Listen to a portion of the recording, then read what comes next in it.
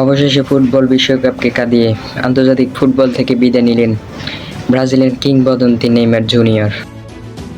হ্যাঁ, 2026 বিশ্বকাপের নকআউট পর্বের নরওয়ের কাছে ব্রাজিল 2-1 গোল হেরে বিদায়ের পর নেইমার অফিশিয়ালি জানিয়ে দিলেন, সেলেসাওদের হয়ে তার সুন্দর অধ্যায় এখানেই শেষ।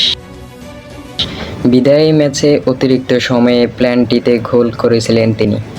আর এই গোলের সাথে ব্রাজিলের জার্সিতে 130 ম্যাচ সর্বোচ্চ 80টি গোল করে ইতিহাসের পাতায় নিজের নাম অমর করে রাখলেন নেইমার। ভেঙে দিলেন পেলের সব রেকর্ড।